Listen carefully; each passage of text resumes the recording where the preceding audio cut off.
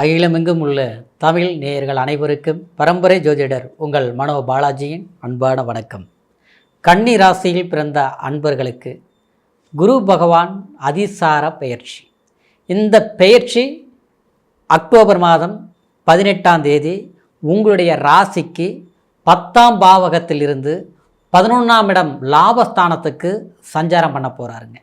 இந்த காலகட்டம் உங்களுடைய வாழ்க்கையில் தொழில், வீடு, பண வரவு, குடும்ப சந்தோஷமான சில விஷயங்கள் எல்லாமே எப்படி இந்த குரு பகவான் நமக்கு ஒரு அற்புதத்தை ஏற்படுத்தி கொடுக்க போகிறார் அப்படிங்கிறத பற்றி தாங்க இந்த பதிவில் இப்போ நம்ம பார்க்க போகிறோம். ஃபஸ்ட் டைம் பார்க்குறவங்களா இருந்தீங்கன்னா சப்ஸ்கிரைப் பண்ணி பெல் பட்டன் அழுத்தி ஆல் ஆப்ஷன் கொடுங்க.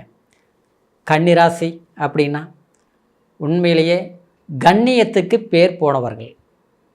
குறிப்பாக சொல்ல போனோம்னா அதாவது இருக்கக்கூடிய இடம் தெரியாமல் மற்றவங்களுக்கு நல்லது செய்யக்கூடிய ஒரு மனம் கொண்டவங்க தான் இந்த கன்னிராசி அன்பர்கள். புதன் அதிபதி, எதிலையும் துணிந்த குணம் மனசில் இருக்கும். ஆனால் அடுத்தவங்களை கஷ்டப்படுத்தி தான் நல்லா இருக்குன்னு நினைக்கவே மாட்டீங்க. கன்னிராசிக்காரெல்லாம் பார்த்தோம்னா நான் அவங்க பிறந்த வீட்டுக்கு இவ்வளோ செஞ்சுருக்கிறேன், புகுந்த வீட்டில் எல்லாமே ஒரு பெண் இருந்தாங்கன்னு வச்சுங்களேன், அந்த புகுந்த வீட்டுக்காகவே எல்லாமே உழைச்சிருப்பீங்க. வயசான பிறகு கூட எங்கள் வீட்டுக்காரர் கூட பிறந்தவங்க எத்தனை பேர், அவங்களுக்கெல்லாம் அதை செஞ்ச இதை செய்ய. இன்றைக்குமே அவங்க எவ்வளோ நமக்கு கெட்டது பண்ணாலும் பரவாயில்ல, ஆனால் அவங்களுக்கு மட்டும் கெட்டு போகணும்னு நினைக்கவே மாட்டீங்க. நல்லது பண்ணிகிட்டே இருக்கக்கூடிய ராசி கன்னி ராசிக்காரர். ஆணாக இருந்தீங்கன்னு வச்சுங்களேன், அருமையான குணம், ரொம்ப பொறுமைசாலியாக இருந்து, ஆனால் வேலையில் மட்டும் அதான் பழமொழி சொல்லுவாங்க இல்லையா, படிக்காத மேதை, படிச்சிருந்தா விஞ்ஞானி.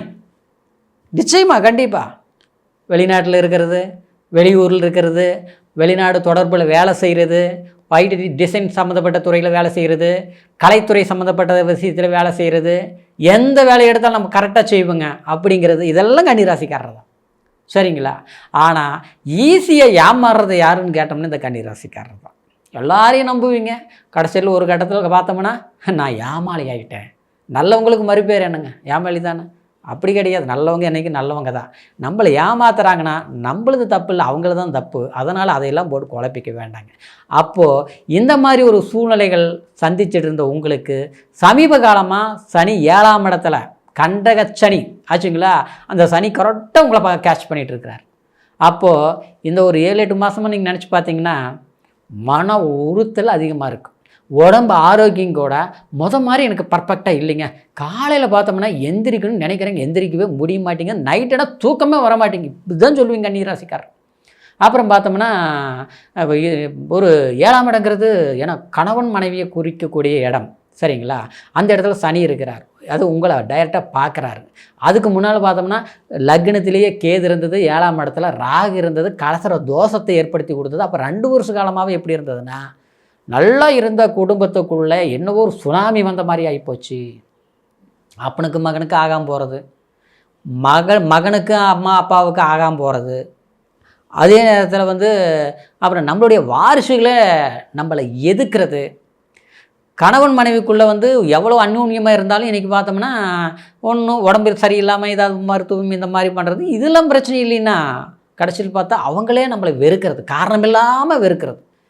ஒரே வீட்டில் இருப்பேங்க, பார்த்தோம்னா பட்டும் படாமல் இருக்கிற மாதிரி பார்க்குறதுக்கு அவங்களுக்கு என்ன குறை, அவங்க மாதிரி ராச வாழ்க்கை யாருக்குமே இல்லை அப்படின்னு பக்கத்துலலாம் அக்கம் பக்கத்தில் நம்ம நினச்சிட்டு இருப்பாங்க.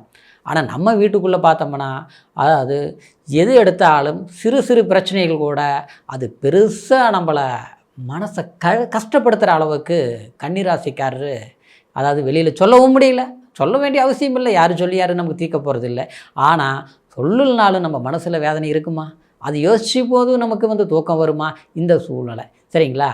இப்படி இருந்த ஒரு காலகட்டத்தில் இந்த 10ஆம் இடத்துல இருந்த குருவினால் ஏற்கனவே சனி வேற நம்மளை பார்வை 7ஆம் பார்வை. அப்புறம் பார்த்தோம்னா குரு 10ல் இருந்துட்டா பரதேசம்பாங்க.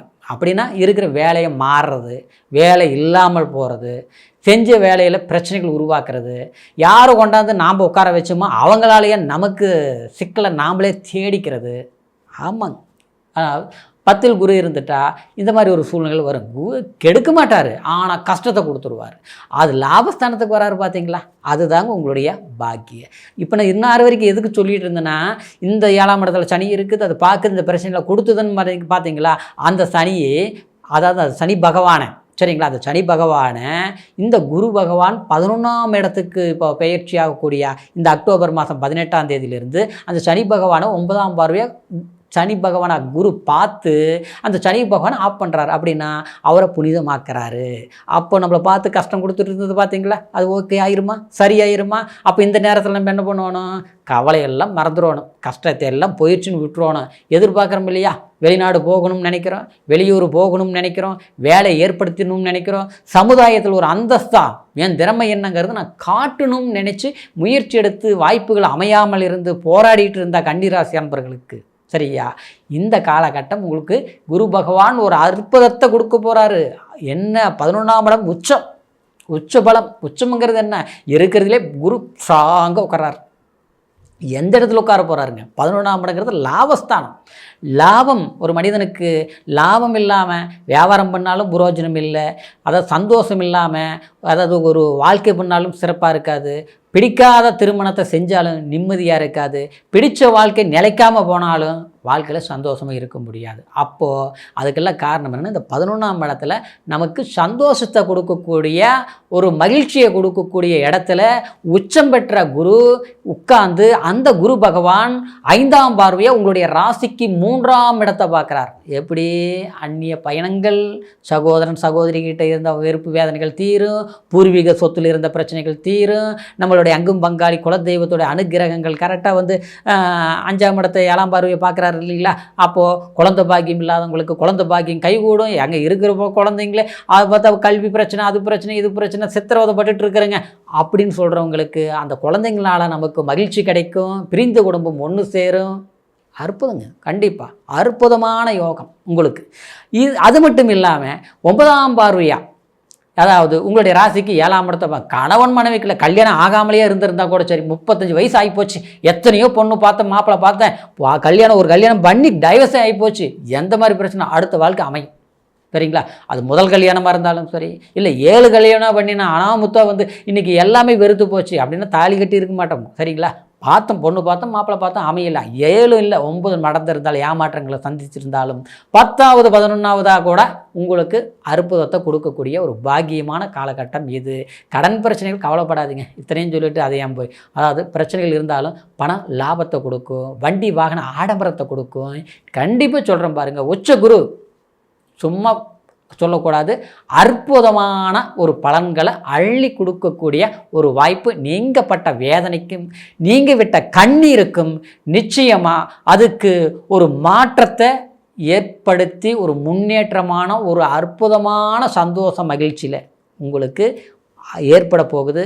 கவலைகளை மறந்து சிறப்பான சந்தோஷமாக இனிமேல் இந்த அக்டோபர் மாதம் 18ஆம் தேதியிலிருந்து புதிய பயணமாக மேற்கொள்ளுங்க. அதாவது ஐப்பசி மாதம் 1ஆம் தேதியே இந்த பயிற்சி, சரிங்களா. தீபாவளி ஜாம் கொண்டாடுற மாதிரி சிறப்பாக இருக்கும். அப்படின்னா ஆரம்பத்துலேயே நல்லா இருக்க, போக நல்லாயிருக்கும், ஓகேங்களா. சரி, இப்போ நான் சொன்னது கோச்சார பலன். இருந்தாலும் உங்கள் பிறப்பு ஜனன ஜாதகம் லக்னம் எப்படி இருக்குதுன்னு பார்த்துக்கணும், சரிங்களா. ஏன்னா ஜாதகங்கிறதுங்க தசா புத்தியெல்லாம் முக்கியங்க, சரிங்களா. இது கோச்சாரம் தான், இருந்தாலும் அதுலேயும் பலம் இருந்தால் தான் இதையும் கரெக்டாக இருக்கும். அதனால் உங்களுடைய பிறப்பு ஜனன ஜாதகத்தை ஒரு முறை பார்த்துக்குங்க. நம்மக்கிட்ட பார்க்கணுன்னு நீங்கள் விரும்புனீங்கன்னா கீழே இருக்கிற நம்பருக்கு ஃபோன் பண்ணி, எந்த தேசத்தில் இருந்தாலும் பரவாயில்ல, ஃபோன் கால் மூலியமாக பார்த்துக்கலாம். வாட்ஸ்அப்பில் அனுப்பிவிடுங்க, date of birth, time, place, இது மூணையும் அனுப்பிவிடுங்க. ஜாதகத்தை நானும் போட்டு உங்களுக்கு சிறப்பான பலன்கள் சொல்கிறேன். சரி, மீண்டும் அடுத்த பதிவில் உங்களை சந்திக்கிற வரைக்கும் நன்றி, வணக்கம்.